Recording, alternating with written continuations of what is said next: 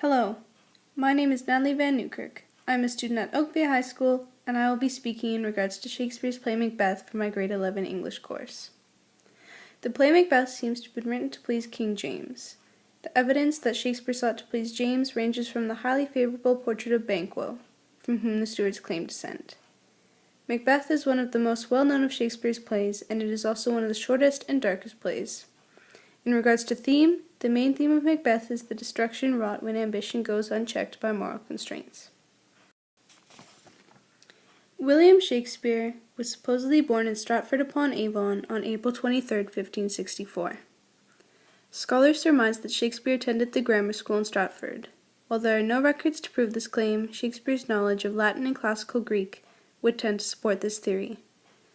When Shakespeare was 18, he married Anne Hathaway, who was 26, on November 28, 1582. Because nothing is known of Shakespeare between the years of 1585 and 1592, this period of speculation is known as the Lost Years. Shakespeare was a part of the Lord Chamberlain's men, or later known as the King's Men. They worked first in the theatre and then in the Globe, performing to a potential audience of 3,000 people. Most of Shakespeare's plays were staged at the Globe, including Julius Caesar, Macbeth, Othello, and Hamlet. Shakespeare wrote his will in 1611, and he allegedly died on his birthday, April 23, 1616. The play Macbeth begins with the appearance of a trio of witches, and then moves to a military camp, where the Scottish King Duncan hears the news that his generals Macbeth and Banquo have defeated two separate invading armies. Following the battle, Macbeth and Banquo encounter the witches, who prophesy that Macbeth will be made Thane of Cawdor and eventually King of Scotland. They also prophesy that Macbeth's companion Banquo will beget a line of Scottish kings, although Banquo will never be king himself. The witches vanish, and Macbeth and Banquo treat their prophecies skeptically until some of King Duncan's men come to thank the two generals for their victories in battle and to tell Macbeth that he has indeed been named Thane of Cawdor. Macbeth is intrigued by the possibility that the remainder of the witch's prophecy might be true.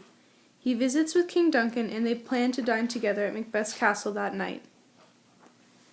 Macbeth writes ahead to his wife, Lady Macbeth, telling her all that has happened. Lady Macbeth desires the kingship for him and wants him to murder Duncan in order to obtain it. When Macbeth arrives at their castle, she overrides all of her husband's objections and persuades him to kill Duncan that very night. He and Lady Macbeth plan to get Duncan's two chamberlains drunk, so they will black out. The next morning they will blame the murder on the chamberlains, who will be defenseless, because of course they will remember nothing.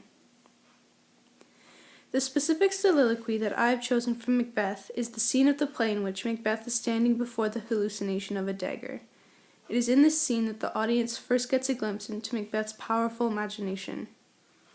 In regards to the overall play, this scene is especially interesting and exciting because although Macbeth seems to acknowledge that the dagger is a hallucination, when he says, "I have thee not, and yet I see thee still.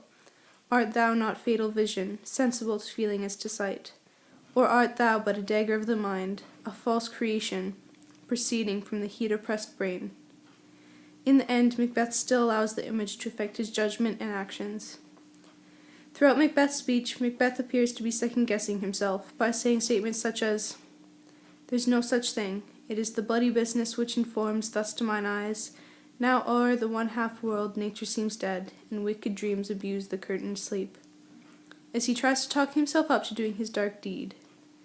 The eerie atmosphere of this scene is enhanced by the imagery of Macbeth's imagination, such as the blood on the dagger, and "on thy blade and dungeon gouts of blood, which was not so before." These lines set a tone of sin and evil violence in the audience's mind. When Lady Macbeth finally rings the bell, allowing Macbeth to move forward with their plan, the noise interrupts Macbeth's thoughts, and one can only wonder, if given a little time, whether or not Macbeth would have changed his mind.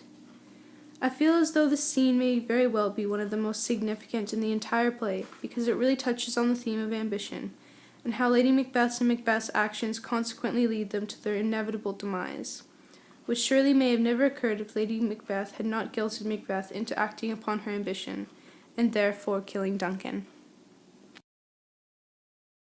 I especially enjoyed studying Macbeth because the play itself, including themes and symbols, are timeless and will always hold true to any audience, no matter ethnicity, age, or gender. I would like to thank my audience for taking the time to listen to my presentation, and I hope that whoever may be listening has both learned something new and has enjoyed my slideshow.